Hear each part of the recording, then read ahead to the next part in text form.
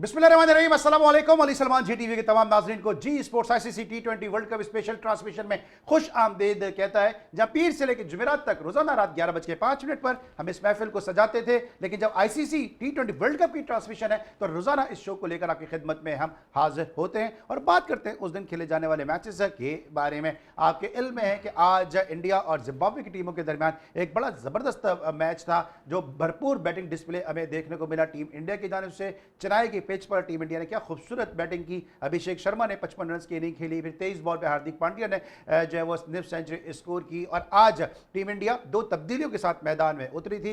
Washington सुंदर को rest कराया गया और साथ साथ वाशिंगटन सुंदर के साथ साथ जो है बैटिंग ऑर्डर भी उन्होंने जो है वो तब्दील किया है। तो आज हमने देखा कि संजू सैमसन जो है वो टॉप ऑर्डर में आए हैं, फिर ईशान किशन को नंबर 3 पे भेजा गया, तलक वर्मा को नीचे से तब्दील किया गया। तो आज दो तब्दीलियां की गई थी और रिंकू सिंह को भी आज जो है वो ड्रॉप किया गया था, क्योंकि उनके फादर की तबीयत भी सही नहीं थी, जिसकी वजह से आज उनको भी रेस्ट दिया गया या उनको ड्रॉप किया गया। लेकिन जवाब में जिम्बाब्वे ने बड़ा जबरदस्त मुकाबला किया, 250 प्लस से ज्यादा रन दरकार थे, लेकिन 72 रन से शिकस्त। तो ये एक अलार्मिंग साइन हमें देखने को मिला है टीम इंडिया की बॉलिंग में कि जिम्बाब्वे जैसी टीम, जो जाहिर सी बात है अच्छा जरूर खेल रही है, लेकिन टीम इंडिया की एक मजबूत टीम है और one of the best team of the world cup है। इसके सामने महज 72 रन से जो फतह है, ये वैसे तो अददी एतबार से अच्छी नजर आती है, लेकिन इंडिया के सामने जिम्बाब्वे की ये जो रेजिस्टेंस है, यकीनी तौर पे इसको सराहना चाहिए। बेनेट बड़ी जबरदस्त बैटिंग कर रहे हैं इस टूर्नामेंट में, 97 रन के साथ नॉट आउट रहे, बदकिस्मत रहे कि सेंचुरी नहीं बना सके, लेकिन क्या कमाल का बैट्समैन मिला है टीम जिम्बाब्वे को,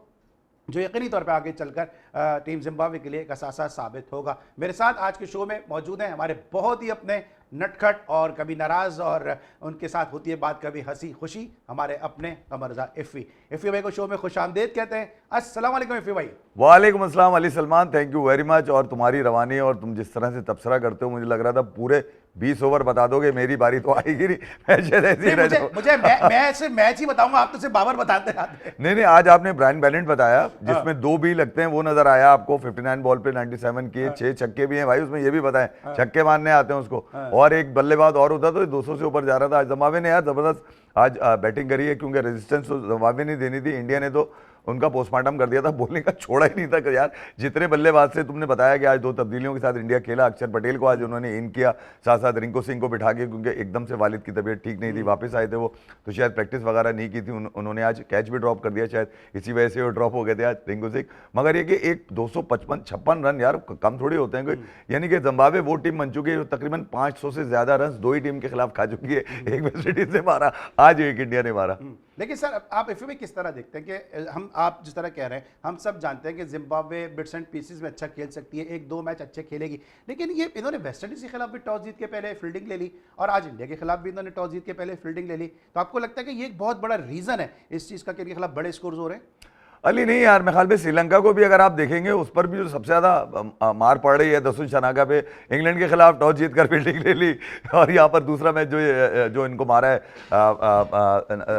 इंग्लैंड ने मारा है, वो आपने देख लिया होगा किस तरह से उन्होंने मारा है पाकिस्तान के अगेंस्ट भी। तो मैं ये कह रहा हूँ कि इनके जो मामलात हैं वो तो अब देखने वाले हैं पाकिस्तान और श्रीलंका के। मगर ये अगर आप जिम्बाब्वे को बोलेंगे यार, देखें सुपर 8 में पहुंचने वाली कोई भी टीम हल्की हो नहीं सकती। वो अगर आप यूं कंपैरिजन करें कि यार 255 वेस्ट इंडीज ने मारे, उसके बाद 256 आज इंडिया ने मार दिए, ये भी तो देखें यार, आपके वेस्ट इंडीज के खिलाफ उनकी बैटिंग नहीं चल पाई थी, इंडिया के अगेंस्ट उन्होंने बॉलिंग को चैलेंज दिया, कम से कम 184 जरूर मारे। सुपर 8 में पहुंचने के लिए उन्होंने ऑस्ट्रेलिया और श्रीलंका को मारा है। मैं ये जो पॉजिटिव है इस मरतबा जिम्बाब्वे में नजर आया कि बड़ी टीम्स को उन्होंने मुश्किल कंडीशंस में, श्रीलंका जैसी, वहां से मार के यहाँ पर आया। जो बैटिंग ट्रैक है, डेफिनेटली बैटिंग में नीचे डेप्थ अगर आप देखेंगे तो शायद बहुत कम नजर आएगी आपको। रायन बल होते हैं, ब्रैड इवंस हैं, फिर सिकंदर रजा हैं, फिर मायर्स को उन्होंने मौका दिया, मारूमानी आज नहीं चल सके। तो 255 अगर आप चेस करने के लिए जाएंगे तो फिर आपके पास नीचे हेटमायर हो, रोमारियो शेफर्ड हो, शे होप हो, जो इस तरह के बल्लेबाज हो, या फिर आपके पास रायन रिकल्टन हो, क्विंटन डी कॉक हो, नीचे रिवाल्ड ब्रेविस स्टफ टाइप के बल्लेबाज भैया, वहां तो आपको समझ में आता है ना कि स्टोक को भूल गए आप, जिन्होंने नीदरलैंड के खिलाफ मैच जिताया। जी, मैं यही कह रहा हूँ कि अली आपके पास बल्लेबाज होने इस वक्त जो जिम्बाब्वे का आज की जो शिकस्त है वो तो यकीनन लिख दी गई थी उस वक्त। ये कहा जाए कि यार उन्होंने टॉस जीत कर आज जो है वो फील्डिंग का फैसला किया। चिपक चिनाई में जो ख्याल में जहाँ तक मैंने देखा है कि यार बहुत ज़्यादा रन बनते हैं तो 205 210 ही बनते हैं। अब थोड़ा सा फंसा हुआ विकेट है, थोड़ी सी मुश्किल ज़रूर होती है, मगर आज तो बिल्कुल ही आईसीसी ने ऐसा लग रहा था कि ऐसा ट्रैक दे दिया है कि जिसके बाद छक्के हैं वो मारे। आज इंडिया ने तो सिर्फ छक्के मारे, 17 छक्के मार के गए यार वो। तो उन्होंने पुरानी खार भी निकाली, सारे बल्लेबाज चला दिया। आपने बताया कि यार टॉप ऑर्डर में चेंजेस थी। सूर्या कुमार यादव जो है वो हैरी ब्रूक को देख के थोड़ा दम पकड़ा उन्होंने, आज अपने आप को भी ऊपर किया, 4 नंबर पे किया। आ तो 4 पे ही रहते मगर अपना नंबर चेंज नहीं किया, तिलक को उन्होंने नीचे कर दिया। आज सबने मारा है, मतलब आग ये देखेंगे इंडिया को अब, क्योंकि ये मैच भी करार नहीं आया अभी तक। अगर इंडिया जीत गया तो करार उनको भी नहीं, क्योंकि आगे फिर अभी भी माइनस में है वो। माइनस में तो छोड़े, अगला वेस्ट इंडीज है, वेस्ट इंडीज से मैच है। हाँ, अगला वेस्ट इंडीज अच्छा, है। मैं इस पर आता हूं, वेस्ट इंडीज वाले मैच पर आता हूं, टीम इंडिया के कॉम्बिनेशन पे भी बात करते हैं। लेकिन इस तरह एफए भाई ने भी कहा कि आज इस तरह भरपूर बैटिंग डिस्प्ले देखने को मिला। अभिषेक शर्मा ने जिस तरह से बैटिंग की, सूर्या ने भी एक अच्छी नॉक खेली, तेज बॉलों पे हार्दिक पांड्या नीचे से 50 करके चले गए, तो बड़ी जबरदस्त हमें बैटिंग देखने को मिली है। और यही क्रिकेट की एक्साइटमेंट है कि क्रिकेट में एक्साइटमेंट बहुत है और साथ साथ यूफोन के पास जो है वो डेटा बहुत है। तो अब डेटा की फिक्र छोड़ो, क्रिकेट को जो है वो एंजॉय करो, क्योंकि यूफोन के पास डेटा बहुत है। Ufone super 5 boundary moments. जी नाज़रीन, ये थे यूफोन सुपर 5 बाउंड्री मोमेंट्स, और क्या जबरदस्त एक्साइटमेंट देखने को मिली है आपको। और जब आपके पास यूफोन का डेटा हो तो फिर इतनी एक्साइटमेंट के साथ मैच देखना तो बनता ही बनता है। इफ भाई, आज जो टीम खेली है टीम इंडिया की, आपको लगता है ये बेहतर टीम खेली है? क्योंकि रिंकू सिंह तो जाया ही हो रहे हैं, वो उनकी बैटिंग आती है 1-2 ओवर पहले, और हमने देखा कि साउथ अफ्रीका के खिलाफ जो टीम इंडिया का जो प्रॉब्लम नजर आया वो यही था कि उनका टीम सिलेक्शन सही नहीं था। अगर यही टीम साउथ अफ्रीका के खिलाफ खेलती, स्पिनर होता अक्षर पटेल जैसा, तो आपको लगता है कि रिजल्ट डिफरेंट होते उस दिन? अली, बुरा खेली इंडिया की टीम पूरे इवेंट में। आप देखेंगे T20 के इस इवेंट में बैटिंग में स्ट्रगल करता नजर आया, और अगेंस्ट साउथ अफ्रीका भी इन्होंने बैटिंग में स्ट्रगल किया। अच्छा, फिर आपने देखा होगा यही कॉम्बिनेशन अगर अहमदाबाद में खिलाते, जहाँ ये साउथ अफ्रीका से आ रहे हैं और बड़े रन से आ रहे थे, आपको पता है ये बड़ी बड़ी शिकस्त थी इंडिया के लिए। वहां पर कॉम्बिनेशन राइट नहीं था, संजू सैमसन वहां बनता था, बड़ी जगह थी वहां पर। आपको एक ऐसा बल्लेबाज चाहिए था जो ऊपर से मोमेंटम दे, जो आज था अक्षर पटेल। अब किसी भी सूरत में अक्षर पटेल को आप बिठा नहीं सकते, क्योंकि अक्षर पटेल ने हमेशा की मूवमेंट के ऊपर, इवन जो इंडिया T20 का फाइनल जीता उसमें भी विराट कोहली के साथ मिलकर जो पार्टनरशिप की वो अक्षर पटेल ने की थी। तो मैं ये कह रहा हूं कि अक्षर पटेल को आज राइट कॉम्बिनेशन में लेकर आए आपने। अक्षर पटेल को भी आज ये मौका दिया कि भैया अब जो हम खेलने के लिए जा रहे हैं वो आखिरी मैच खेलने के लिए जा रहे हैं वेस्ट इंडीज से। तो आज जो कॉम्बिनेशन था, आज संजू सैमसन ने ठीक है बड़े रन नहीं किए, क्योंकि विकेट ऐसी थी कि संजू बड़े रन मारते हैं, मगर आज 15 पे 24 किए उन्होंने, मगर 2 छक्के उन्होंने उस वक्त मारे जब तक अभिषेक शर्मा अनलॉक नहीं हुआ था। अभिषेक शर्मा, आपको पता है आमिर के मुंह से निकली बात अभी तक प्रूफ साबित हो रही थी कि यार ये कहीं ना कहीं कब तक ये स्लॉगर ही रहेगा, मगर आज कम से कम दमखम मिला उनको पांव पे, जहां वो बॉल चाहते हैं वहां बॉल भी मिली उनको। आपने देखा होगा बाहर निकलते हुए बॉल को उन्होंने सिंगल के लिए ट्राई किया, उड़ता हुआ मारने की कोशिश नहीं की, फील्डर पीछे लिया हुआ था। हाँ, ये जरूर है, आज आपने देखा होगा एक तो कॉम्बिनेशन जो उन्होंने बनाया राइट और लेफ्ट का, ये शायद रीडिंग के बाद उनकी गौतम गंभीर की ध्यान में आ चुका है कि यार हर कोई स्पिनर लगा देता है, जिसको देखो हम दोनों भेजते हैं स्पिनर लग जाते हैं, हमारे लिए मुश्किल हो जाती है। तो आज कॉम्बिनेशन चेंज किया उन्होंने, राइट और लेफ्ट का रखा। मेरे ख्याल में आज वो इंडिया को क्लिक कर गया। जो पावर प्ले में था वही गेम था, 80 रन मार गए यार संजू के आउट होने के बाद अभिषेक और ईशान किशन।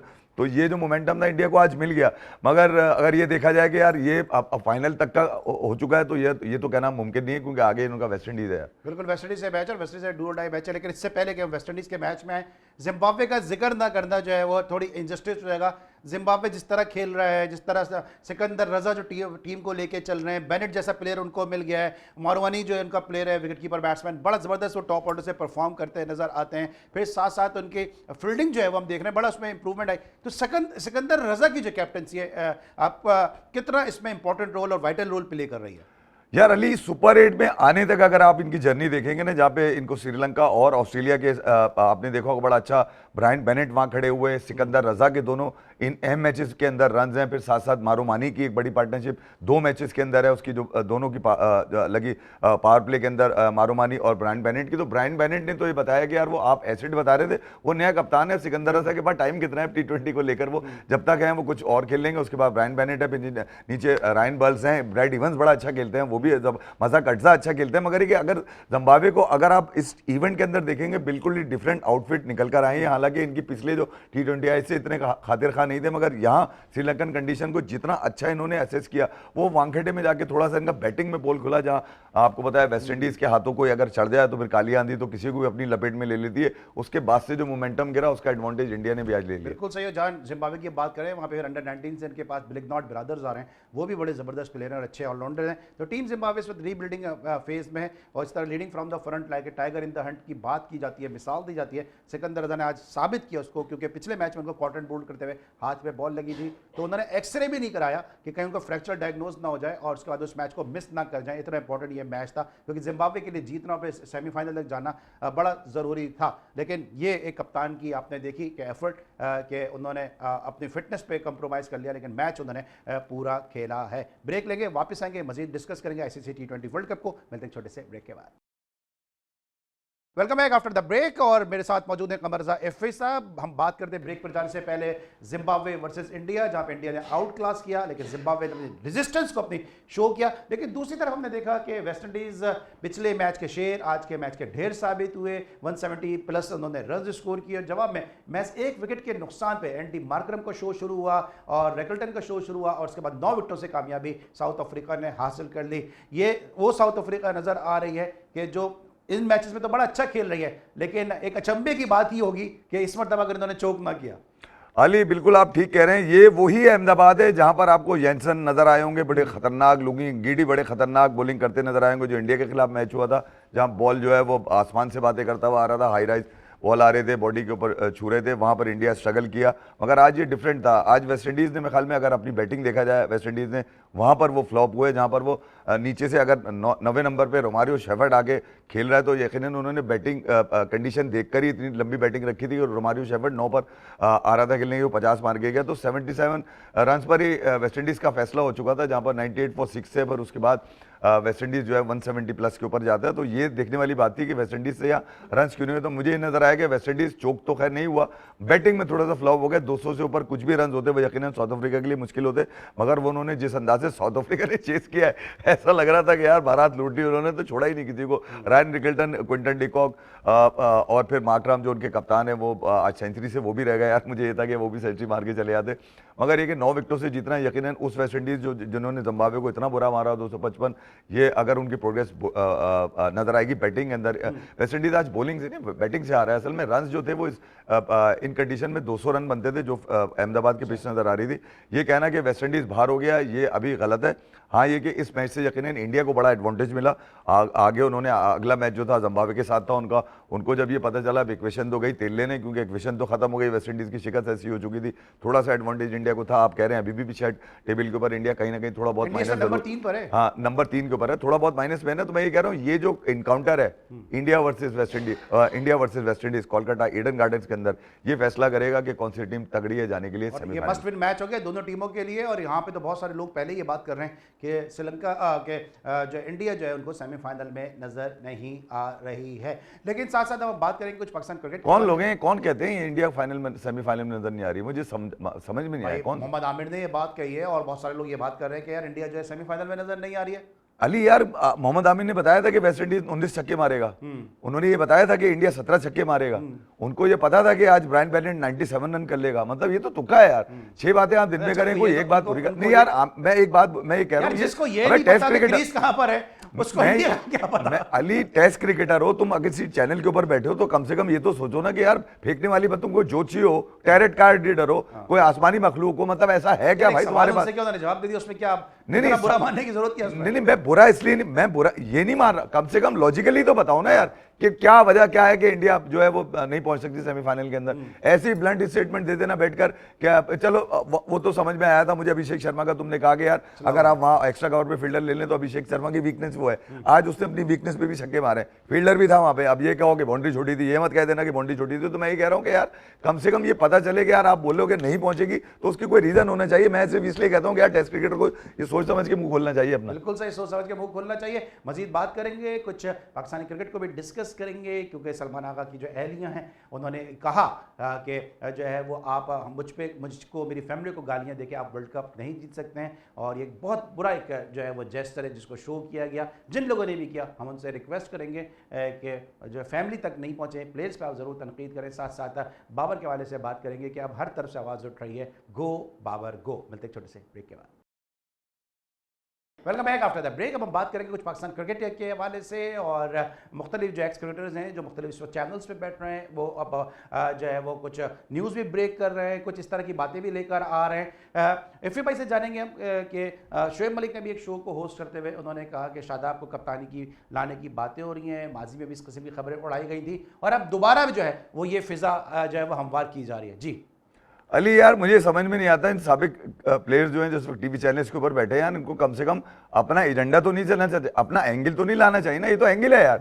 मतलब ये आप टीवी चैनल इसलिए आपने ज्वाइन किया कि आपकी थोड़ी बहुत आवाज़ है, आगे पीछे लोग आपकी बात को रीट्वीट कर देंगे या आगे आपके क्लिप बना के या रील बना के आगे कर देंगे, तो क्या मतलब, आप क्या समझते हैं कि इससे आपके मतलब के लोग आ जाएंगे? शादाब को कप्तान, यानी कि एक नाकामी के बाद एक और नाकामी आप टीम के अंदर डालने के चक्करों में लगे हुए। तो भैया मैं ये कह रहा हूँ कि इस T20 वर्ल्ड कप के बाद आप कम से कम इन सबको बिठाकर इनको समझाएंगे भैया आपकी T20 क्रिकेट इतनी ही थी जो हमने T20 वर्ल्ड कप में रखनी थी। शादाब भी छोड़ता था, बताए ना शोएब मलिक अगर ये कह रहे हैं तो वो ये बताएं कि शादाब अगर टीम में आए तो परफॉर्म नहीं कर रहे या परफॉर्मेंस उनसे नहीं हो रही, तो वो क्यों नहीं हो रही? उसकी वजह ये है कि आपने उस डोमेस्टिक को जहां से लड़का लाकर आपने यहाँ खिलाना था। एक साल पहले आपने टीम बनानी थी T20 की, एक साल पहले आपने एक ऐसा कप्तान बना दिया जिसकी T20 में जगह नहीं बनती थी, चलो भाई उसको भी चला लिया। फिर उसके बाद 6 महीने के बाद वो अपना दोस्त भी पक्का लेकर आ गए बाबर आजम। उसके बाद अब ये कहा जा रहा है कि टीम फारिग हो चुकी है, शादाब को कप्तान बना दो, सलमान अली को पीछे कर दो, रिजवान को वापस लेकर आओ। जाए चल क्या रहा है? ये पाकिस्तान की क्रिकेट है, ये मतलब लावारिस समझा हुआ है कि ऐसा लग रहा है कि कोई एडमिनिस्ट्रेशन में या मैनेजमेंट में लोग ही नहीं है जिनको पता ही नहीं है। ये लोग बैठकर टीवी के ऊपर ये सिर्फ T20 वर्ल्ड कप के ऊपर अपने अपने तमाशे बनाने की कोशिश कर रहे हैं। इससे पाकिस्तान की क्रिकेट और मजीद बर्बादी की तरफ जाएगी। अगर ये इस तरह का एजेंडा, इस तरह के एंगल बनाकर ये तुम इस तरह के लोगों के जहन बनाने की कोशिश करोगे, ये बहुत अच्छा है। तो भाई इस वक्त तुम टीम में मौजूद हो, करके दिखा दो। लेकिन ये तनवीर जो इस तरह की बातें करते हैं, आपको कहीं से लगता है कि इन बातों में कोई अक्ल है, कोई फहम है, कोई फरासत है, कोई लॉजिक है, कोई पीछे फैक्ट्स हैं जो वो बार बार ये कहते हैं कि अगर सलमान का अच्छा खेलता है तो उस पर उनको ये एतराज़ होता है कि जी सर्कल में कप्तान है ना, वो तो सर्कल में आगे रन्स कर रहा है, बाबर को पीछे कर दिया, साजिश हो रही है। ओपनर जाता है तो वो कह देते हैं कि जी मुश्किल हालात में बाबर को भेज देते हैं, नीचे करते हैं तो कह देते हैं सर्कल से, पावर प्ले से जो है उसको बाहर कर दिया। तनवीर की बातों से आपको लगता क्या है, ये चाहते क्या है? अली मेरे ख्याल में T20 वर्ल्ड कप का एक मैच है, मेरे ख्याल में, अगर जो लोग जिनके कीड़ा काटता है बाबर आजम का उनको बता रहा हूं मैं, एक मैच ऐसा है जिसमें बाबर आजम की पावर प्ले में बैटिंग नहीं आई है, वरना सारे पावर प्ले में बैटिंग आई है उसकी। आखिरी मैच भी देख लें, 4.5 ओवर में खड़ा हुआ था वहां पे ग्राउंड। अबे तू मतलब अगर तेरे पास पावर प्ले के बाद के शॉट नहीं है, 12 ओवर के बाद की तेरी बैटिंग नहीं है, तेरा कोच कहता है, हम नहीं कह रहे कि उसके पास 100 का स्ट्राइक रेट है उसका, या तो कोच गलत कह रहा है या जो बाहर बैठ के लोग उसको इस वक्त फेवर कर रहे हैं वो बात सच कह रहे हैं। बाबर को ज्यादा खराब नहीं किया, रमीज भाई हुए, तनवीर जैसे अली वो पहले से खराब था। इनको तो अब समझ में आया कि खराब चीज को बेचते कैसे हैं, ये खराबी को भी बेच रहे हैं। असल में उसमें घुन लगा हुआ है और कुछ भी नहीं। अगर कुछ होता तो वो आपको कभी तो करके दिखा देता। क्रिकेट टेस्ट क्रिकेटर है, कबाड़ी हैं। नहीं, मैं मसला वही है ना कि जब चोर रास्ते से आपको टेस्ट क्रिकेट की कैपें मिल जाएंगी। मैं किसी एक इंडिविजुअल की बात नहीं कर रहा, मैं उन तमाम लोगों की बात कर रहा हूं जो चोर रास्ते से आते हैं। जब आप चोर रास्ते से आओगे तो आप चोरी बताओगे लोगों को, यही बताओगे किस तरह से चोर को बचाया जाता है, किस तरह से चोर की परफॉर्मेंस को प्रोटेक्ट किया जाता है। भैया मैं तो ये कह रहा हूँ कि रिजवान बाबर के नाम की अकेडमी खोल लो, T20 अकेडमी, और बताओ लोगों को कि पावर प्ले में रन कितने बनाते हैं। 40 पे 50, 42 पे 50, 38 पे 50। अबे मैं 25 बॉलों पे 50 देखे हुए 5 साल हो गए, मुझे भी समझ में नहीं आ रहा, ना रिजवान से लगे ना बाबर से लगे। भैया करते क्या है भाई? ऊपर खेलते हैं, पाकिस्तान हार जा। देखो आप सुनो मेरी बात, 3 साल तक बाबर रिजवान ऊपर रहे, कुछ जीते आप? बिल्कुल सही जीते आप? ये हमेशा ये कहते रहे नीचे बेकार है, नीचे बेकार है। अब ऊपर ठीक है तो फिर नीचे बेकार है। अबे चल क्या रहा है तुम्हारा? ये मसला है क्या यार? मतलब एक दूसरे को ना तो यूनिटी नजर आती है ना यूनिफॉर्म नजर आता है इन लोगों का कि आपस में कुछ। ये मुझे आपको सच बात बताओ अली, ये आपस में एक दूसरे से मिलते भी नहीं है, शक्ल भी नहीं देखते। 2-2, 3-3 लड़कों का ग्रुप है, अपने अपने कमरों में बैठते हैं, अपनी अपनी मजलिसें करते हैं, अपनी अपनी रीलें बनवाते हैं लोगों से बैठ के। जो बाहर इनके लोग बैठे हुए जो इनकी रीलें बनाते हैं, कुछ लोग इनके बाहर बैठे हुए जो मीडिया में गाने गा रहे होते हैं बैठ के। अब ये सीजन चल रहा है, अब इस सीजन के अंदर नए लोगों का दिमाग बनाया जा रहा है। शादाब को बना दो, उसको बना दो, शाहीन ने अच्छा कर दिया, शाहीन को रहना चाहिए टीम के अंदर, रिजवान को लेकर आओ क्योंकि तुम्हारा टॉप ऑर्डर बेकार है क्या चक्कर क्या है? एक आदमी लौंडा खड़ा हुआ है जो सिर्फ रन मार रहा है, जिसका नाम है शाहिद फरहान। ये बल्लेबाज भी इन्हीं के साथ मिल जाएगा, ये भी 40 बॉलों में 50 मारता हुआ नजर आएगा। फिर आप बिल्कुल ठीक है, लेकिन जिस नंबर पे बाबर खेल रहे हैं, आप देखते हैं सूर्य कुमार उस नंबर पे खेल रहे हैं, उनको कौन सा पावर प्ले मिलता है? उनको भी जहां लूज बॉल मिलती है, आपने देखा अमेरिका के खिलाफ कैसा उन्होंने मैच निकाला। यही अगर पाकिस्तान के खिलाफ ये सिचुएशन आती तो ऑब्वियसली यहाँ पे फिर मैयत हो जाती। अली 4 साल 3 साल तो ये मुस्तकिल खेला है पाकिस्तान के लिए, ठीक है। इसका ना एशिया कप में कोई मैन ऑफ द मैच है, ना T20 वर्ल्ड कप में कोई मैन ऑफ द मैच है। कहां है ये? करता क्या है? मुझे एक बात बताओ, इसके इतने सारे रन है, ये इसके मैन ऑफ द मैच क्यों नहीं है? अबे वो उसके उस तक के हैं, शाहिद फरहान तक के हैं, वही मशरफ तक के हैं, तेरे नहीं है, तेरे समझ में नहीं आ रहे।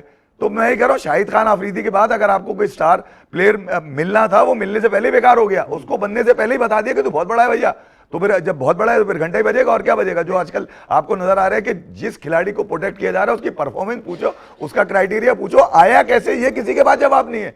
बस इसके साथ ज्यादती हो रही है। अब इतने घंटे की ज्यादती हो रही है।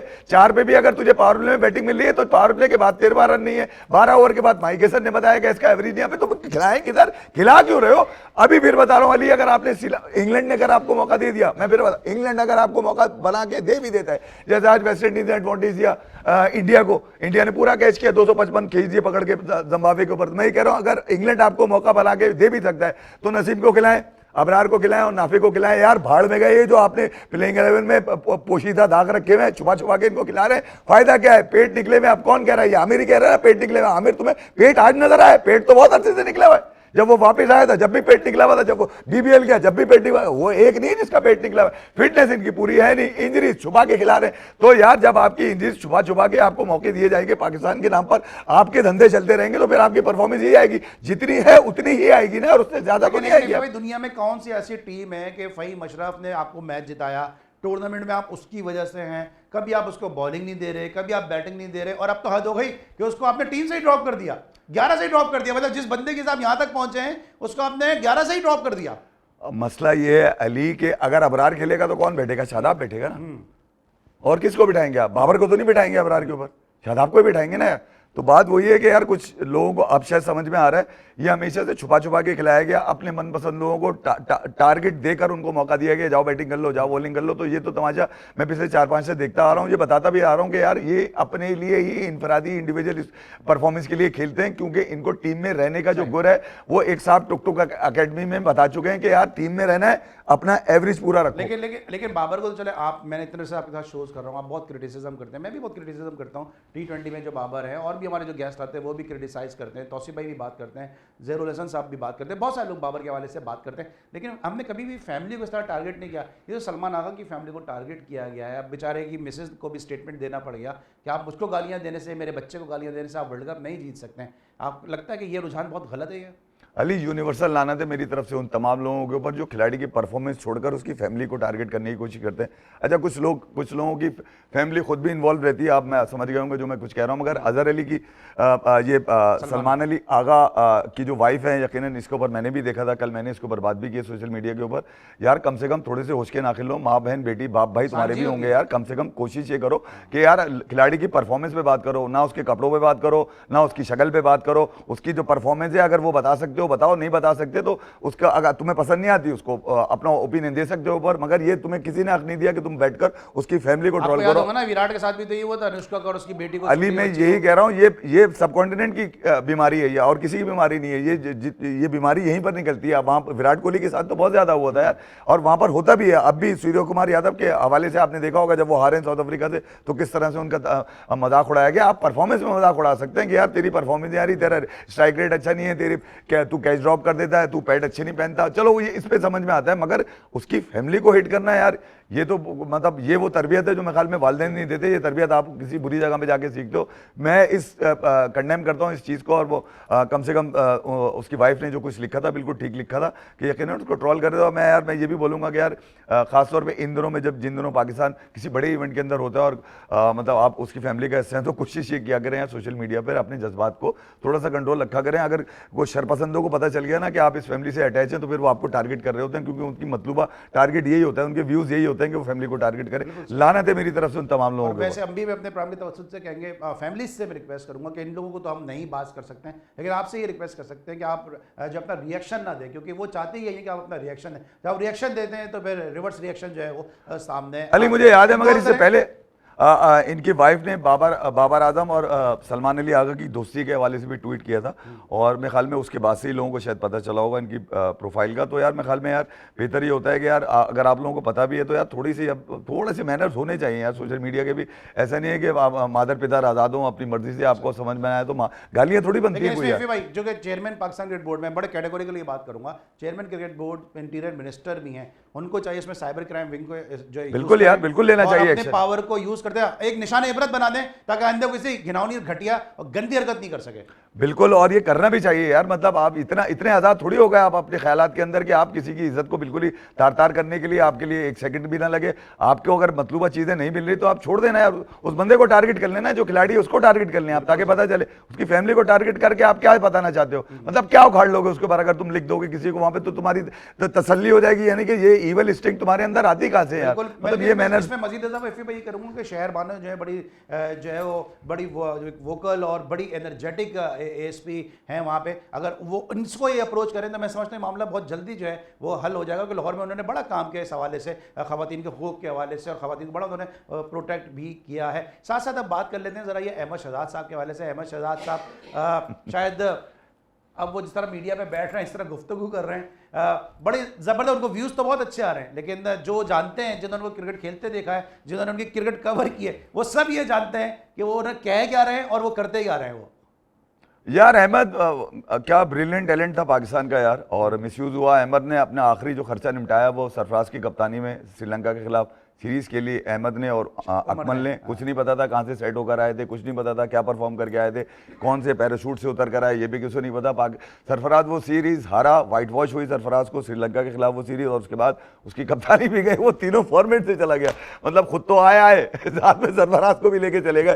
तो अब अहमद अगर कुछ कह रहे हैं तो जरा खुले अल्फाज में बोले ना, ताकि यार रहनुमाई मिले। मुझे एनसीए से क्या किया था, वो हटा दिया क्या? हाँ तो ठीक है, तुम्हारी हरकतें नहीं होंगी ना वहां पर यार। और फिर ये कि अगर वहां पे तुम्हारी जगह नहीं बनती तो तुम्हें हटाया ही जाएगा ना। मतलब अब जगह नहीं बन रही तो अब क्या किया जाएगा? अब तुम्हें वहां पे झूला तो लगा के दिया नहीं जाएगा, झूलते रहो वहां पर। ठीक है यार, तुमने पाकिस्तान के लिए सर्व किया था, और उस वक्त जो मैनेजमेंट थी वो नहीं चाहती थी कि आप वहां पर आए, तो खत्म हो गई ना बात। इसमें बुरा क्या था?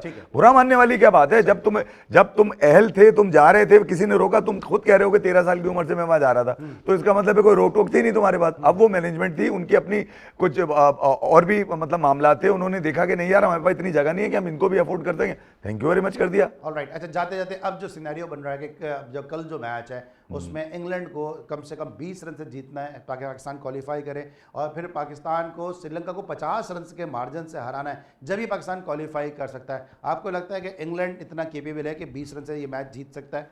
अली मैं एक बात बोलूंगा, न्यूजीलैंड 70 रन से हार जाए, इंग्लैंड 70 रन से मार दे, ठीक है। और फिर पाकिस्तान अच्छा मुझे ऐसा लगता है भाई, मुझे सुने ना, मुझे ऐसा लगता है इंग्लैंड अपना काम कर देगा, भाई श्रीलंका से हार जाए कहीं। मैंने आपको अभी इससे पहले बताया था, अली, अबरार, नसीम, नाफे, इनको मौका दो और जीत जाओ। इंग्लैंड तुम्हारी राह हमवार कर दे, ठीक है, कांटों पे तुम चलोगे अब बाद में, ठीक है, इंग्लैंड राह हमवार करेगा। इन तीनों को खिलाओ, जीतो, और उसके बाद फाइनल तक, जब तक जहां तक जाओ, सेमीफाइनल तक जाओ, फाइनल तक जाओ, इन्हीं को खिलाना। उन नाकारा लोगों को जो पोशीदा दाग है पाकिस्तान की प्ले के लिए, इनके बाहर करो। अच्छा, तो ऐसी की इस चीज में एक एडवांटेज पाकिस्तान को हो सकता है, मैं बिटवीन द लाइन बात कर रहा हूँ, आप इसको बेहतर समझेंगे जो मैं कहना चाह रहा हूँ, कि अगर इंग्लैंड हरा देता है न्यूजीलैंड को 20 रन से, ठीक है, फिर अगला मैच पाकिस्तान को जीतना है 50 रन से। अगर पाकिस्तान यहां से हार जाता है तो फिर सेमीफाइनल चले जाएंगे इंडिया। श्रीलंका में सेमीफाइनल होने के लिए जरूरी है कि पाकिस्तान जीते, इसमें बहुत बड़ी साइंस है। अली साइंस तो मुझे नजर आ गई है। मैंने आपको बीच में आपको इशारा किया था कि अहमदाबाद की वो पिच जहां इंडिया वर्सेस साउथ अफ्रीका हुआ था, बॉल पड़ने के बाद कहां जा रहा था, जेनसन का, रबाडा का, आपने लुंगी के डी का देखा होगा, ठीक है, साथ में वो रायन रिकल्टन भी, कॉर्बिन बॉश का बॉल आपने चेक किया होगा, यहाँ आ रहा था, वो कितना पिटता है, वो यहाँ तक बॉल कर रहा। और आज का विकेट आपने देख लिया होगा जो मिला था, तो बड़ा फर्क था आज उसमें साउथ अफ्रीका और वेस्ट इंडीज वाले मैच में, और इंडिया और साउथ अफ्रीका वाले मैच में पिच का बड़ा फर्क था। हाँ ये जरूर है कि पाकिस्तान ने, देखिए यार, इंग्लैंड अब रास्ता अगर आपको देता है, जैसे आप बता रहे हैं देता है, तो पाकिस्तान को कैच करना चाहिए, और आपके पास तो कोई दूसरा रास्ता है नहीं मेरे ख्याल में। बेस्ट ये है कि यार मैं तो ये देखूंगा कि जहां पाकिस्तान का नाम आ रहा हो वहाँ जीत लिखी भी आ रही हो। अब टुटल लोगों के हाथ में, नाकारा लोगों के हाथ में, और बिल्कुल ही बेकार लोगों के हाथ में, तो मैं क्या कर सकता हूं? मैं तो पाकिस्तान के नाम को ऊपर देखना चाहता हूं। अब जिम्मेदारी इनके ऊपर है, तो इनको रोल प्ले करना पड़ेगा, वरना तो मेरी तरफ से तो मैं आपको बता चुका हूं, वरना तो ये तो हारेंगे, और श्रीलंका के अवाम भी जो है वो मायूस रह जाएंगे, महरूम रह जाएंगे सेमीफाइनल जो है वो ग्राउंड में देखने से, क्योंकि फिर अगर पाकिस्तान बाहर निकलता है तो फिर सेमीफाइनल जो है वो इंडिया शिफ्ट हो जाएगा। एक सेमीफाइनल हो रहा है अली श्रीलंका में, एक सेमीफाइनल हो रहा है श्रीलंका। देखते हैं जनाब इफ्फी भाई की बात जो है वो किस हद तक जो है वो दुरुस्त साबित होती है। आज के लिए बस इतना ही, इंशाल्लाह कल फिर आपसे मुलाकात होगी। अली सलमान को पूरी प्रोडक्शन टीम के साथ, कमर रफी साहब के साथ इजाजत दीजिए, अपना बहुत ख्याल रखिए, अल्लाह हाफ़िज़।